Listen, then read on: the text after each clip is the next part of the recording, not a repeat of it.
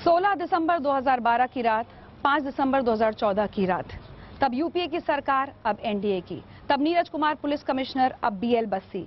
तब बस में लिफ्ट लेने पर रेप हुआ, इस बार बाकायदा पैसे देकर टैक्सी बुक कराने पर रेप हुआ। तब लड़की एक दोस्त के साथ थी, इस बार वो अकेली थी। तब निर्भया को हम बचा नहीं सके, लेकिन इस बार वो लड़की बची है और लड़ रही है अपने सम्मान के लिए और इंसाफ के लिए, और इसीलिए हमने उसको नाम दिया है वीरा। 2012 से लेकर 2014 सरकारें, प्रशासन, पुलिस और कानून में भले ही ढेर सारे बदलाव हुए हों, लेकिन जो नहीं बदल रहे हैं वो है दिल्ली के हालात। दिल्ली में महिलाओं की सुरक्षा की स्थिति और सबसे महत्वपूर्ण लड़कियों के पहनावे और चाल चलन को लेकर समाज का, लोगों का रवैया। 5 दिसंबर उबर कैब में रेप का शिकार हुई लड़की चाहती तो चुप रह सकती थी और घुट घुट कर अपनी जिंदगी बिता सकती थी, लेकिन उसने आवाज उठाई है और उसने लड़ाई शुरू की है, और इस लड़ाई में हम उसके साथ हैं और हमने उसको नाम दिया है वीरा। और IBN 7 ने मांग उठाई है, वीरा को इंसाफ दो। और हमारे इस खास शो में हम इस पर चर्चा करेंगे कि महिलाओं की स्थिति इतनी खराब इस शहर में क्यों है, ये शहर लगातार महिलाओं को लेकर पत्थर दिल क्यों होता जा रहा है। और इस चर्चा में जुड़ेंगे हमारे साथ कुछ खास मेहमान। Delhi taxi tourist transport association के प्रेसिडेंट हैं संजय सम्राट, कांग्रेस प्रवक्ता अमृता धवन, हमारे साथ हैं ABVP की स्टेट प्रेसिडेंट मनु कटारिया, जानी मानी वरिष्ठ पत्रकार, महिलाओं के मुद्दे पर लगातार खुलकर बोलती रही हैं वर्तिका नंदा, और दिल्ली पुलिस के पूर्व कमिश्नर BK गुप्ता। इसके अलावा ABVP के सेक्रेटरी कनिका शेखावत भी हमारे साथ हैं। इन सभी लोगों से हम चर्चा जारी रखेंगे, लेकिन सबसे पहले आपको दिखाते हैं कि 5 दिसंबर की रात जो रेप हुआ है उसके खिलाफ, उसको लेकर दिल्ली पुलिस के खिलाफ और उबर टैक्सी सर्विस के खिलाफ दिल्ली में कितना गुस्सा है लोगों में।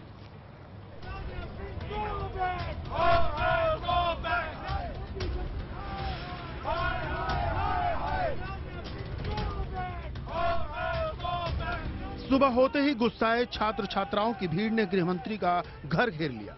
ये गुस्सा था दिल्ली की वीरा के साथ हुए गुनाह का। दिल्ली की वीरा का गुनहगार अब पुलिस के शिकंजे में है, लेकिन लोगों का गुस्सा है कि आखिर ऐसे अपराध अब भी क्यों हो रहे हैं। निर्भया से लेकर वीरा तक सख्त कानून बनने के बाद भी वही कहानी दोहराई जा रही है। निर्भया कांड में चलती बस थी तो वीरा के साथ रेडियो टैक्सी में रेप हुआ। फिलहाल गृह मंत्री ने माना कि जो कानून है उसको सख्ती से लागू करने की जरूरत है। जो कानून है इनको प्रभावी तरीके से लागू करने की जरूरत है और कुछ जरा इस संबंध में विशेष सजग रहने की आवश्यकता है, क्योंकि मैं समझता हूं कि भारतीय समाज के लिए इससे बड़े दुर्भाग्यपूर्ण और शर्मनाक और कोई घटना नहीं हो सकती है, और इस प्रकार की घटनाएं होती हैं तो स्वाभाविक रूप से हम सभी आहत होते हैं। उबर का आरोपी टैक्सी ड्राइवर पुलिस के शिकंजे में है। पता चला है कि पहले भी उसे बलात्कार के एक मामले में गिरफ्तार किया गया था। हालांकि सबूतों के अभाव और पीड़ित के पीछे हट जाने के कारण उस मामले में ये बरी हो गया था, लेकिन दिल्ली पुलिस ने उबर कंपनी पर शिकंजा कर दिया है। पुलिस को जांच में कई तरह की अनियमितताएं मिली। पुलिस ने कंपनी की टैक्सियों पर फिलहाल पाबंदी लगा दी है, लेकिन उबर को आरोपी बनाए जाने की मांग जोर शोर से उठ रही है। मैं समझता हूं कि उबर कंपनी को भी एक्यूज बनाना चाहिए जी। जो लोग सर्विस प्रोवाइडर हैं, यह उनकी जिम्मेवारी बनती है कि लोगों को एंगेज करें, ड्राइवर्स वगैरह को एंगेज करें वेरिफिकेशन के बाद। यह ड्राइवर पहले भी इस प्रकार का कांड कर चुका था, बेल पर था, फिर भी उन्होंने एंगेज कर लिया। कंपनी ने बिना जांच पड़ताल के तो उसको नौकरी पे रख लिया, जबकि वो पहले भी रेप के मामले में 7 महीने की सजा वो काट चुका है। तो कंपनी के खिलाफ भी सेंट्रल गवर्नमेंट को जरूर सख्त कार्रवाई करनी चाहिए। पुलिस के सम्मन के बाद कंपनी के 3 अधिकारी पूछताछ के लिए थाने भी पहुंचे। इस बीच एक बार फिर कंपनी की ओर से बयान जारी किया गया है। जाहिर है दिल्ली पुलिस आरोपी की गिरफ्तारी के बाद अपनी पीठ थपथपाते नहीं थक रही, लेकिन सिर्फ कंपनी पर कार्रवाई से उसकी जिम्मेदारी खत्म नहीं हो जाती। अगर दिल्ली में ऐसे अपराध हो रहे हैं तो जिम्मेदार दिल्ली पुलिस की है। Bureau report, IBN 7। और अगर हम समाज के रवैये की बात करें तो जब भी ऐसी कोई खौफनाक वारदात होती है तब दिल्ली कुछ वक्त के लिए जागती जरूर है। कैंडल लाइट मार्च होते हैं, लोगों का गुस्सा बढ़ चढ़कर बोलता है, सरकार और पुलिस बड़े बड़े वादे करती है, लेकिन उसके बाद क्या? इस बार भी रेप के आरोपी शिव कुमार यादव को पुलिस रिमांड में 3 दिन के पुलिस रिमांड पे भेज दिया गया है। उबर टैक्सी सर्विसेज की सर्विसेज सस्पेंड कर दी गई हैं, लेकिन क्या इतना काफी है दिल्ली को महिलाओं के लिए सुरक्षित बनाने के लिए? IBN 7 आज सवाल उठा रहा है। सबसे पहले हमारे 7 सवाल दिल्ली पुलिस के लिए। हमारा पहला सवाल दिल्ली पुलिस के लिए है कि निर्भया कांड के 2 साल बाद भी वीरा के लिए क्यों असुरक्षित है दिल्ली। सबसे महत्वपूर्ण बात यह है, मैं आप दिल्ली की हर महिला लड़की सड़क पर जाने से डरती क्यों है। दूसरा सवाल, सख्त कानून बनने के बाद भी दिल्ली पुलिस क्यों साबित हो रही है लाचार। हमारा तीसरा सवाल, 2 साल में राजधानी को महिलाओं के लिए सुरक्षित बनाने के लिए दिल्ली पुलिस ने किया क्यों बार बार ऐसी वारदातें हो रही हैं। चौथा सवाल, दिसंबर और जनवरी, खासकर 26 जनवरी के पहले के ये महीने जब दिल्ली हाई अलर्ट पर होती है, तब ऐसी वारदातें कैसे हो जाती हैं। हमारा पांचवा सवाल है, जिस इलाके में ये वारदात हुई वहां की पुलिस पीसीआर क्या कर रही थी। छठा सवाल, क्या दिल्ली की टैक्सी में लड़की का झपकी लेना गुनाह है, क्या उसकी सबसे बड़ी गलती यही थी कि उसकी नींद लग गई। और हमारा सातवां और आखिरी सवाल दिल्ली पुलिस से, क्या दिल्ली के पुलिस कमिश्नर को इस घटना की जिम्मेदारी नहीं लेनी चाहिए। इसके अलावा हमारे 7 सवाल उबेर कंपनी से भी हैं। पहला सवाल, अगर उबर की टैक्सी में बलात्कार हुआ है तो जिम्मेदार कौन है। दूसरा सवाल, कंपनी ने आरोपी ड्राइवर का वेरिफिकेशन क्यों नहीं कराया। हमारा तीसरा सवाल, एक मामले में तिहाड़ जा चुके ड्राइवर को उबर ने रखा कैसे, क्या उनको उसके पास्ट के बारे में नहीं मालूम था। चौथा सवाल, कंपनी ड्राइवर्स का पूरा रिकॉर्ड सार्वजनिक क्यों नहीं करती है। पांचवा सवाल, उबर कंपनी ने पुलिस को तत्काल ड्राइवर के सारे डिटेल्स क्यों नहीं दिए। हमारा छठा सवाल है, सिर्फ सहयोग का एक बयान देने भर से क्या उबर टैक्सी सर्विसेज की जिम्मेदारी खत्म हो गई है। सातवां सवाल, क्या उबर की लापरवाही के खिलाफ कार्रवाई नहीं होनी चाहिए, क्या इसके वरिष्ठ अधिकारी, इसके मैनेजमेंट के लोग गिरफ्तार नहीं होने चाहिए। IBN 7 ये 7 सवाल दिल्ली पुलिस और उबर टैक्सी सर्विस के खिलाफ उठा रहा है आज।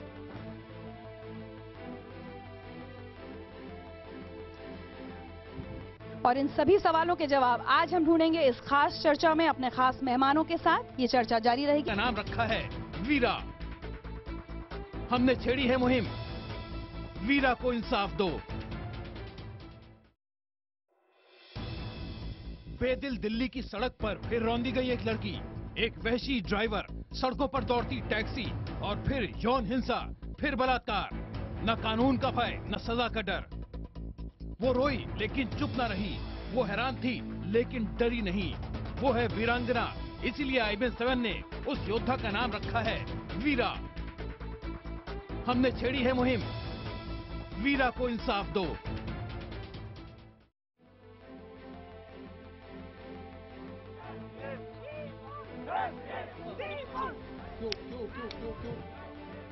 आप देख रहे हैं हमारी खास पेशकश वीरा को इंसाफ दो। वीरा वो लड़की जिसको हमने नाम दिया है वीरा, जिसके साथ 5 दिसंबर की रात एक उबेर जो कैब है उसके टैक्सी ड्राइवर ने बलात्कार किया, लेकिन वो लड़की चुप नहीं रही। उस इंसाफ की लड़ाई अब लड़ रही है। टैक्सी ड्राइवर को अरेस्ट किया गया है और 3 दिन की पुलिस रिमांड पर भेजा गया है। लेकिन आज हम सवाल उठा रहे हैं कि लगातार ऐसी वारदातें क्यों होती हैं, दिल्ली में महिलाएं सुरक्षित क्यों नहीं। और ये सवाल सबसे पहले पूछा जाना चाहिए दिल्ली पुलिस के पूर्व कमिश्नर BK गुप्ता जी से। BK गुप्ता जी, इतने सवाल दिल्ली पुलिस पर ही क्यों उठते हैं, क्यों संवेदनशील नहीं है पुलिस महिलाओं के मुद्दों को लेकर। नहीं, मेरे ख्याल है बिल्कुल गलत है। अगर आप निर्भया कांड के बाद देखें तो पहले तो कानून बहुत सख्त हो गया इसके बारे में। महिलाओं के प्रति जो अपराध है, पहले कई कानून थे जो बेल तुरंत हो जाती थी, 354 स्टॉकिंग का फायदा क्या हुआ है। आप देखिए ना फ्राइडे की घटना को। नहीं, वो ठीक है। पहले आप देखिए कि कानून जो सरकार कर सकती है, सरकार के जो उसके अख्तियार के अंतर्गत है कि आप कानून को पहले सख्त बनाइए। लोगों को एक कानून जब तक डिटर नहीं करेगा लोगों को इस तरह की घटना। कहाँ हुआ डिटर सर। ये तो जो शिव कुमार यादव था वो तो पहले एक बार बलात्कार का आरोप इस पर लग चुका है। क्या डिटरेंस हुई इसमें, मुझे बताइए। पुलिस का जहाँ तक रोल है, पुलिस काफी रिस्पॉन्सिव है। अगर आप देखें, आज पहले FIR लोग नहीं कराते थे, अब FIR होती है। इसीलिए जो आप सोचते हैं कि 1 साल में 2 गुनी रेप की घटनाएं नहीं हो सकती है, अब पुलिस रिस्पॉन्सिव है। अगर किसी महिला की कंप्लेंट होती है उसको तुरंत दर्ज किया जाता है, उसके ऊपर तुरंत कार्रवाई होती है। हाँ, अब इसमें मुद्दे कई हैं कि अब वो जो उबर टैक्सी सर्विस है उसका ड्राइवर है, ये घटना उसने की है, रात के 12 बजे के बाद की है। उस कैब के अंदर कोई पुलिस का डिप्लॉयमेंट नहीं हो सकता। सड़क पर तो पुलिस का डिप्लॉयमेंट हो सकता है, पुलिस अलर्ट रह सकती है। सुनसान इलाके में लड़की की जब नींद खुली तो सुनसान इलाके में वो टैक्सी पार्क थी। 1 करोड़ 70 लाख की आबादी के शहर में रात के वक्त जो पुलिस का डिप्लॉयमेंट होता है वो महज 6 से 7 हजार पुलिस वाले होते हैं। ज्यादा नहीं होनी चाहिए, रात में तो ज्यादा नहीं, होनी अगर चाहिए। सरकार अगर और करीब इनका ये संख्या बढ़ा देती है तो आप हर गली कूचे में पुलिस वाले लगा सकते हैं, लेकिन वर्ल्ड में कहीं भी पुलिस के नंबर बढ़ाने से आप अपराध नहीं रोक लेंगे। अगर आप लंदन शहर में देखें तो वहाँ पे इतने बड़े रॉयट्स हुए, पुलिस वाले छुट्टी पे थे, लेकिन क्या है कि वहाँ की संख्या और भी कम कर सकती पुलिस। नहीं, पुलिस बहुत कर रही है, बहुत सजग है, काफी उन्होंने काम किया। अगर हम 2010 के धौला कुआं रेप केस के बाद देखें, पहले आपने अभी जैसे कहा कि पहले बीपीओस की, मीडिया सेंटर्स की कोई लायबिलिटी नहीं थी, हॉस्पिटैलिटी एरियाज के। अब प्रावधान है कि आपको महिला कर्मी को उसके घर तक सुरक्षित छोड़ना पड़ेगा। कितनी तो इससे वारदातें बहुत होंगी, फर्क हुई। गुप्ता अच्छा, जी, कितनी वारदातें होंगी कि हम हर वारदात से एक सबक सीखेंगे। वर्तिका, मैं आपको बीच में लाना चाहती हूँ, क्या आप अग्री करती हैं गुप्ता जी से कि कुछ सुधार हुआ है? मैं भी नहीं करती। पुलिस पर हम एक अच्छा निबंध लिख सकते हैं, लेकिन हकीकत में पुलिस कितना करती है उससे मैं बहुत एग्री नहीं करती। पहली बात ये है कि जब हम टैक्सी के लिए रिक्वेस्ट देते हैं, टैक्सी सर्विस के पास कस्टमर के पूरे डिटेल्स होते हैं। कस्टमर के पास या टैक्सी जहाँ से आ रही है सर्विस, उस सर्विस के कितने डिटेल्स होते हैं। फॉर एग्जाम्पल, आप किसी टैक्सी सर्विस में फोन करिए और आप उससे ओनर से बात करना चाहें, आप 3 दिन लगा दीजिए, आपको ओनर का ना नाम पता लगेगा ना फोन नंबर मिलेगा, आप उससे संपर्क नहीं कर पाएंगे। लेकिन अगर टैक्सी का कोई भी सीनियर एग्जीक्यूटिव आपसे बात करना चाहता है तो उसके सारे डिटेल्स होंगे कि पिछले 1 महीने में आप कहाँ गए, कहाँ थे और किधर से किधर की आपकी मूवमेंट। पहली बात। दूसरी बात है कि रात में पुलिस क्यों नहीं हो सकती? इसलिए नहीं हो सकती क्योंकि दिल्ली पुलिस और बाकी पुलिस के पास वीआईपी मूवमेंट का इतना काम है कि जनता तो वहाँ वो दिखाई नहीं देती। एक दूसरी समस्या ये है। तीसरी बात ये है कि पुलिस ऑफिसर्स, आमतौर पर आईपीएस ऑफिसर्स रात में कितनी बार गश्त से असल में निकलते हैं जब वो ये देखते हैं कि प्रजा की हालत क्या है। ऐसा आमतौर पर नहीं होता। हमारे यहाँ जो पुलिस का सिस्टम है, आईपीएस हमने अलग रखा है, डायनेक्स ऑफिसर्स हमने अलग रखे हैं और बाकी ऑफिसर्स हमने अलग रखे हैं, और उसमें हमारी अकाउंटेबिलिटी कैसे फिक्स होती है ये जरा ये भी देखना चाहिए। और चौथी बात, हमारे पास पीसीआर है, लेकिन हमारे पास फीडबैक का मैकेनिज्म क्या है? और अकेले पुलिस जिम्मेदार है ये मैं जरूर कहूंगी कि ऐसा नहीं है कि अकेले पुलिस जिम्मेदार है। काफी हद तक जिम्मेदार वो जनता भी है जिसके बारे में ये माना जाता है और ये देखा भी जाता है कि वो सब देखकर चुप रहती है, उस जनता पर कोई कार्रवाई नहीं होती। और ये जहाँ तक इस आदमी का सवाल है, इसने पहले भी रेप किया, तो इसका मतलब ये है कि वो जानता था कि जैसे पिछले रेप में बच गया आराम से, वैसे इस रेप में बचाएगा आराम से।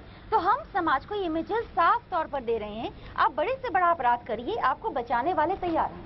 और विक्टिम को हम ये मैसेज दे रहे हैं कि आपके साथ अगर क्राइम हुआ है, आपकी आइडेंटिटी अगर रिवील हो गई तो आपका जीना हराम है। जी हम बता रहे हैं। मनु जी, मैं आपसे पूछना चाहूंगी, जब भी ऐसी कोई वारदात होती है तो राजनीतिक पार्टियां, सच बोलो तो खूब अपनी रोटियां सेकती हैं। ये कहती हैं कि सरकार निकम्मी है, सरकार कुछ नहीं कर रही, इनके हाथ में नहीं है। लेकिन जब शासन आपके हाथ में आ जाता है तब भी होता कुछ नहीं। आप मानती है कि महिलाओं को लेकर इस शहर में कभी कुछ नहीं बदलता? देखिए, महिलाओं को लेकर के जो पिछले कुछ समय में चीजें हुई हैं, अपराध बड़े भी हैं, लेकिन सोशल रिस्पॉन्सिबिलिटी भी उसके साथ मुझे लगता है कहीं ना कहीं इसकी शुरुआत निर्भया कांड के बाद हुई थी।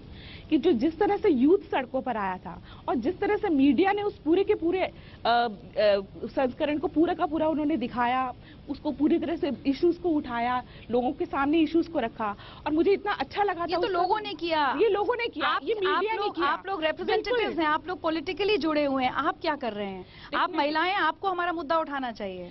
देखिए, विद्यार्थी परिषद इसके बारे में पूरी तरह से सजग है। पूरे देश भर में पिछले साल हमने महिला सुरक्षा सप्ताह मनाया था, पूरे देश में ह्यूमन चेन इस बार मनाई गई है। दिल्ली यूनिवर्सिटी स्टूडेंट्स यूनियन में हमारी यूनियन इस बार आई है।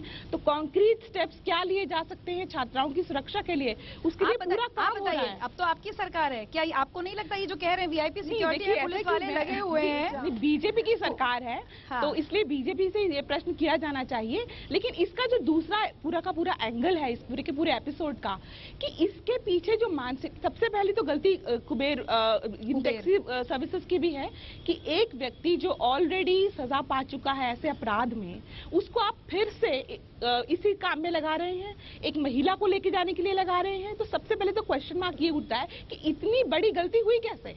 और दूसरा जो इस पूरा का पूरा डिफरेंट एस्पेक्ट है इस सारे के सारे विषय का, वो ये है कि जो बेसिकली जरूरत है महिलाओं के बारे में दृष्टिकोण को बदलने की, जो एक मास मूवमेंट चाहिए हमें कि एक स्ट्रॉन्ग विमेन पर्सनालिटीज निकल करके आनी चाहिए, कि किसी की हिम्मत ही ना हो ये सोचने की ये तो एक घटना हो गई और उसके बाद का इलाज आप ढूंढ रहे हैं कि ये कैसे हो गया, वो हमेशा वही होता है शहर में, जब एक घटना होती है तब हम उसका इलाज ढूंढते हैं। प्रश्न ये है कि ऐसी घटना हुई क्यों हम अपनी बेटियों को इतनी स्ट्रॉन्ग विमेन पर्सनालिटीज नहीं बना सकते? क्यों हम अपने बेटों को इस तरह से डेवलप नहीं कर सकते कि उनकी नजर क्या होनी चाहिए? तो आप क्या एफर्ट्स कर रही हैं? इसके लिए हमारा संगठन बहुत एफर्ट्स हमने लगातार कर रहे हैं। हम एफर्ट्स पिछले साल भी हमारे पूरे प्रोग्राम्स इसको लेकर के रहे, उसमें केवल छात्राओं का पार्टिसिपेशन नहीं था, उसमें छात्रों का भी पूरा पार्टिसिपेशन था। कई जगह हमने संकल्प दिवस मनाए जहाँ पर उन्होंने ये संकल्प लिया कि ना हम इस तरह की कोई घटना करेंगे और ना ऐसी घटना होने देंगे। ये आज के यूथ में किया कुछ हुआ है, यहाँ पे कुछ सुधार हुआ है?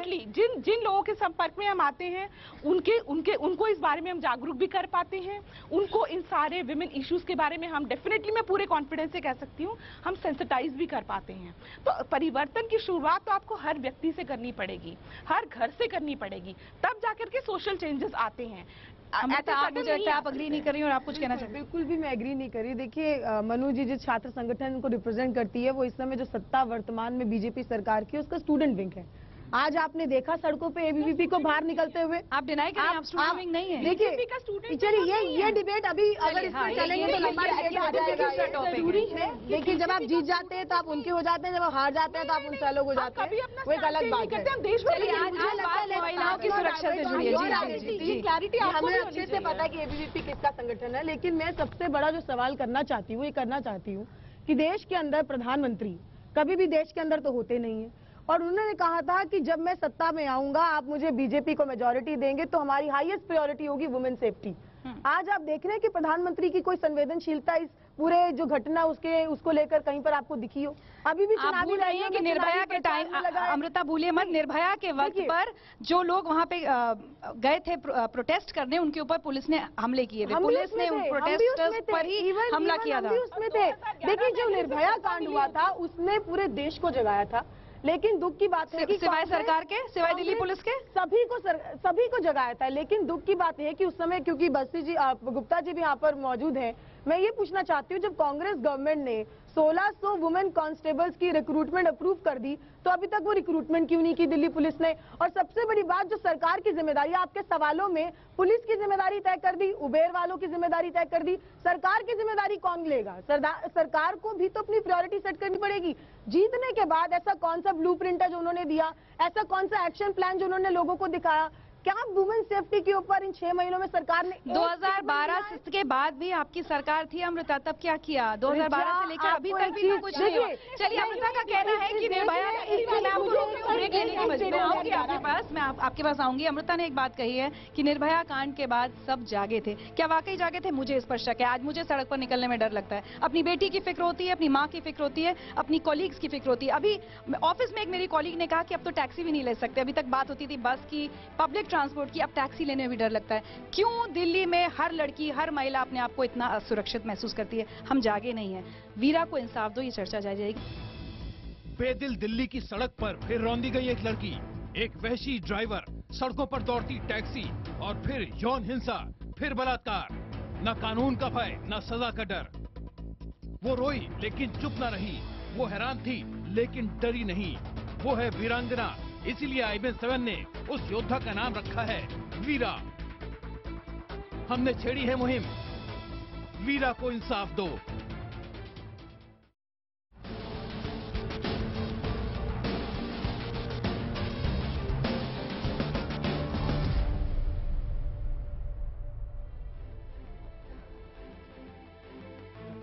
वीरा को इंसाफ दो।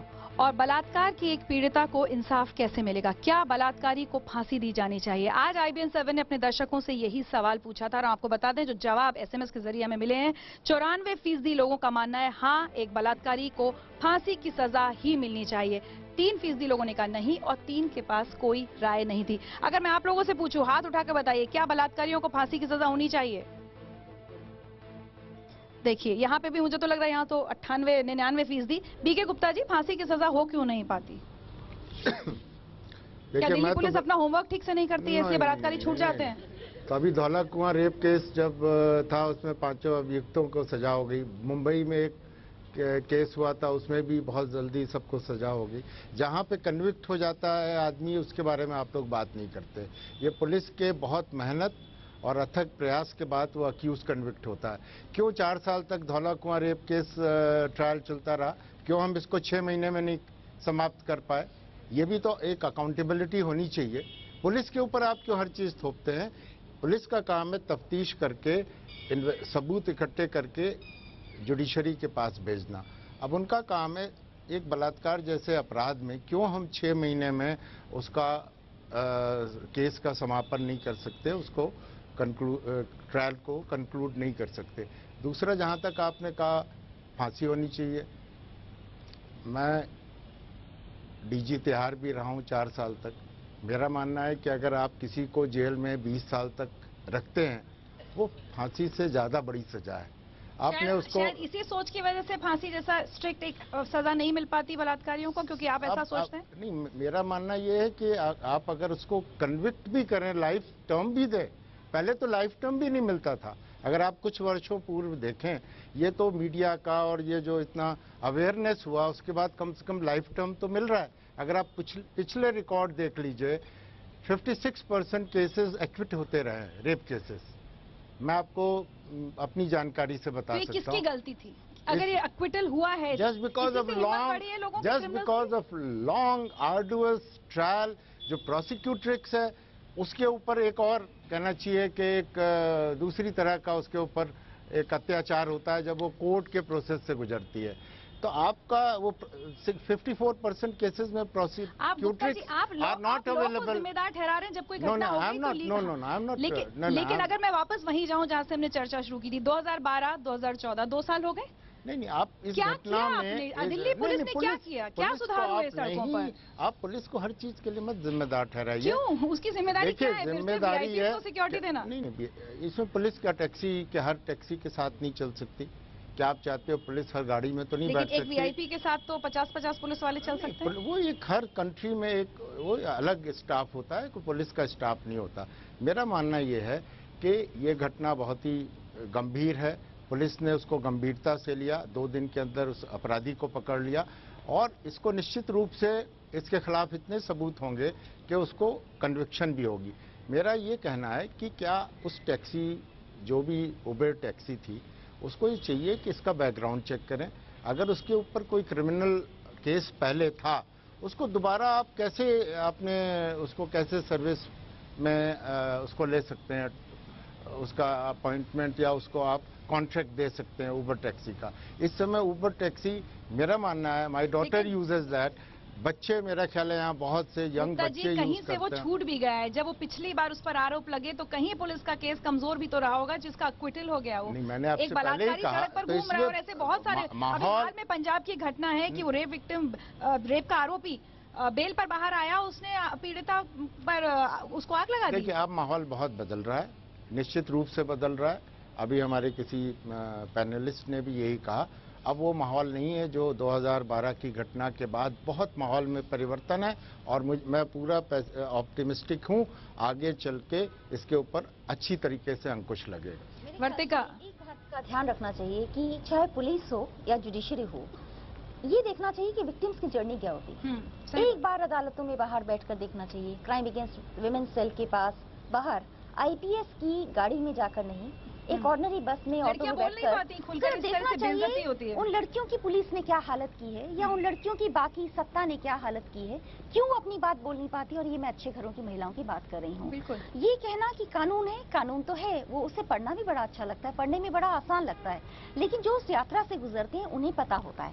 मैं सिर्फ एक रिक्वेस्ट करना चाहती हूँ, तमाम ऐसे कानून जब बदले जाएं या जब हम ऐसी चर्चाएं करें, हमें विक्टिम्स को जरूर जोड़ना चाहिए। जब सरकार ये कहती है कि अब हम चीजों को बदलेंगे, विक्टिम से पूछना चाहिए कि क्या बदलना चाहिए और कितना बदलना चाहिए। ये पेज 3 की डिस्कशन नहीं है, ये जमीन की डिस्कशन है। बिल्कुल। और अगर एक चीज मैं इसमें ऐड करना चाहती हूँ, देखिए सबसे पहली बात की जो गवर्नमेंट लाइसेंस टैक्सीज हैं उसका तो फिर भी कोई रिकॉर्ड है, लेकिन एमएनसीज हो या एयरपोर्ट से भी बहुत सारी टैक्सेस आती हैं जो प्राइवेट टैक्सेस होती है, उसके ऊपर कोई गाइडलाइन नहीं है। तो मुझे लगता है सबसे पहले सरकार को गाइडलाइन जरूर बनानी चाहिए ताकि कहाँ पे लोग टैक्सी लेके जा रहे हैं, अभी इसका कोई रिकॉर्ड जो है इसके अंदर नहीं है। टैक्सी पे अमृता में चर्चा करूंगी। अभी फिलहाल जो सवाल दिल्ली पुलिस से वीरा के साथ प्रेजेंस ऑफ माइंड ये था कि उसने एक रजिस्ट्रेशन स्लिप की जो है फोटोग्राफ खींच ली, लेकिन अगर लैक ऑफ एविडेंस हो तो ऐसी स्थिति में तो लड़की को वो तो मतलब मर जाएगी ये प्रूव कर करके कि उसके साथ जो हुआ है वो कितना गलत हुआ है। बिल्कुल नहीं, टैक्सी के सारे अभी हम प्रोसेस पर बात करेंगे, लेकिन यहाँ बहुत सारी लड़कियां दिख रही हैं हमको, स्टूडेंट्स हैं। आपको लगता है दिल्ली अगर सुरक्षित नहीं है तो इसकी बहुत बड़ी जिम्मेदारी दिल्ली पुलिस पर है? कितने लोग ऐसा मानते हैं कि दिल्ली पुलिस जिम्मेदार है कि हम सड़क पर डर कर चलते हैं? ज्यादातर लोग ये मानते हैं। आप कुछ कहना चाहेंगे इस बारे में? मैम मैं ये कहना चाहूँगी, अगर दिल्ली पुलिस इन सब चीज़ों पे ध्यान देगी पहले से ही तो ऐसा आज नहीं होता। बस डर लगता है सड़क पर आपको भी जाने से? आप कुछ कहना चाहते थे? जब ऐसी हरकतें हमारे देश में होती हैं तो हमारा सर शर्म से झुक जाता है। उसके बाद मोदी जी ने ये कहा था कि अच्छे दिन आएंगे। अच्छे दिन हमें जापान या चाइना से निवेश करके नहीं चाहिए।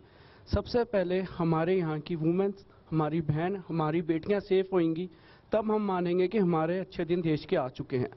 आज की डेट के अंदर इस देश के अंदर 5 साल की लड़की भी अनसेफ है और 50 साल की ओल्ड एज लेडी भी अनसेफ है। मोदी जी को चाहिए कि बाहर, उन्होंने इलेक्शन से पहले कहा था कि चौकीदार हूँ मैं, चौकीदार पहले अपने देश की वुमेन्स को सेव करे, निवेश बाद में लाए। Thank you. तो चलिए, अभी जो हम बात कर रहे थे बलात्कार की सजा फांसी या लाइफ टर्म? मनु? फांसी। मुझे लगता है कि कैपिटल पनिशमेंट बहुत जरूरी है। अगर फांसी देंगे तो वो डर पैदा होगा। हालांकि जिसने क्राइम करना है उसके लिए तो मुझे लगता है कि ये भी काफी नहीं है। उसको तो पब्लिक प्लेस में इतना पीटना चाहिए, इतना पीटना चाहिए। पब्लिक के हाथ छोड़ दीजिए कि वो तय करेगी कि ये कैसे मरेगा, क्योंकि उसने एक लड़की के साथ जो किया है वो किसी मौत से कम नहीं है। ये अच्छी बात है कि उसका जीवन जो है वो बच गया, क्योंकि वो उसने अपने आप को संभालने की कोशिश की। उस टैक्सी ड्राइवर ने तो उसको ये भी जान जा सकती। बिल्कुल, टैक्सी ड्राइवर ने तो उसको ये धमकाया, मैं तुम्हारे अंदर रॉड घुसा दूंगा, मैं तुम्हें और मारूंगा अगर तुमने किसी को कंप्लेंट की। उसने वहाँ पे प्रेजेंस ऑफ माइंड रखा, उसने सोचा मैं शांत रहूं, कम से कम मेरी जान तो बचे, ताकि मैं आगे जाके इसकी आवाज तो उठा सकूं। तो मुझे लगता है कि इस तरीके के क्रिमिनल्स को तो आपको कैपिटल पनिशमेंट देके फांसी की सजा पे hang to death. Sanjay ji, आप बहुत इस चर्चा में शामिल नहीं हो पाए क्योंकि महिलाओं से ज्यादा बात हुई थी, और टैक्सी सर्विसेज को लेकर मैं आपसे ब्रेक के बाद जरूर बात करूंगी, लेकिन आप पुरुष हैं। टैक्सी वालों की बहुत वारदात है, ये पहली वारदात नहीं है। बहुत सालों से कई बार टूरिस्ट के साथ बदसलूकी की, रेप की, बहुत सारी ऐसी घटनाएं होती रहती हैं। बलात्कार की सजा क्या होनी चाहिए, फांसी या लाइफ टर्म? एक्चुअली बलात्कार की सजा तो फांसी से भी ज्यादा खतरनाक होनी चाहिए। मैं तो कहता हूँ नेहरू स्टेडियम इतने खाली पड़े रहते हैं, सरेआम फांसी दी जाए, क्योंकि उसने एक लड़की के साथ बलात्कार नहीं करा, उसने मतलब एक नारी सम्मान को चोट दी है। और उसके जो 2 बच्चे वहाँ हैं, 3 बच्चे उसके, उनको भी कितनी चोट पड़ी होगी। उसके पड़ोस में उसके घर वाले उसको क्या, उसको इज्जत देंगे? तो वो जीते जी बेचारे लोग मर जाएंगे। तो ऐसे लोगों को सख्त से सख्त सजा दी जाए, जिससे कि आने वाले टाइम में कोई भी बलात्कार ना कर सके, इवन नॉट ए टैक्सी वाला, इवन एक जो एक आम आदमी भी होता है। जी, मुझे रुकना पड़ रहा है एक ब्रेक के लिए, और ये चर्चा हम जारी रखेंगे। वीरा को इंसाफ दो, और इंसाफ सिर्फ वीरा को नहीं, इस शहर की हर लड़की को, इस देश की हर लड़की को जिसके साथ किसी भी तरह की ज्यादती होती है। कानून बनाने से सब कुछ नहीं हो जाता, कानून का पालन होना जरूरी है। पुलिस किसकी सुरक्षा के लिए? हमारी आम लोगों की सुरक्षा के लिए या सिर्फ वीआईपी सिक्योरिटीज के लिए? IBN 7 की मुहिम है वीरा को इंसाफ।